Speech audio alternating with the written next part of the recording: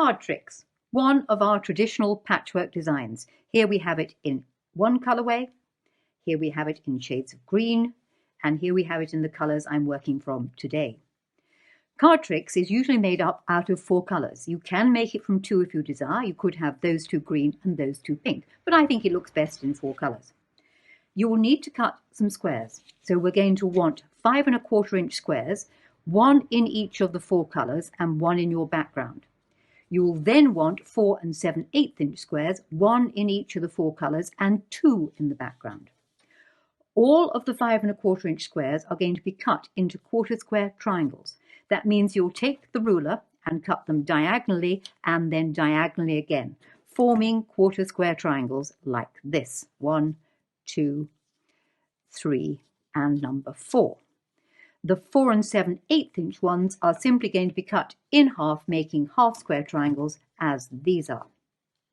Now, unfortunately, doing it this way, you are going to have a little bit of wastage, and there will be a certain amount, 2 of each of the colors, of the quarter square triangles left over. This could be avoided if you were to use either one of these 2 tools. One is the So Easy triangle, and one is the Easy companion angle. If you're wondering how to use the companion angle, and indeed his friend, which is the Easy angle, I have put a link on my website, jennieraymond.com, so you can use those tools rather than cut whole squares. Once you cut the squares, they need to be laid out in a certain formation. So let me put that to one side and get out the way they're going to be arranged. Here we have the way that they are arranged. In the design, you will put a background half square triangle on each of the 4 corners. You will then put a coloured one on each of the 4 corners, and then put another of the same colour, half square triangle, half square triangle, half square triangle, half square triangle. Fill the gaps in with a quarter square and a background all the way around, and you can see how the cards are forming. The centre is a quarter square triangle put together, so that completes the design. So how are you going to sew it? Well, let's start off with the corners. And if you start off with the corners, you are going to take 2 half square triangles, put them right sides together using a 1/4 inch seam allowance. You'll simply sew right the way down the diagonal. When you have done that, I suggest you press your seam open and flat, and do exactly the same with all the other half square triangles. So you'll have one with yellow, you'll have one with red, and you'll have one with pink. When it comes to the next section, which is a sewing together of a half square triangle and 2 quarter squares, these 2, be a little bit careful because that's the end block. You need to sew these 2 together first, and it'll look something like this one when you're done. 1/4 inch seam allowance, press the seam open and flat. Join that section to that. They should fit exactly, hopefully, so she with her fingers crossed. 1/4 inch seam allowance right the way along, and press the seam open and flat. And it's going to resemble, hopefully, this when you've done. Leave the little ears in place. I don't remove the ears until I know I'm happy with the seam.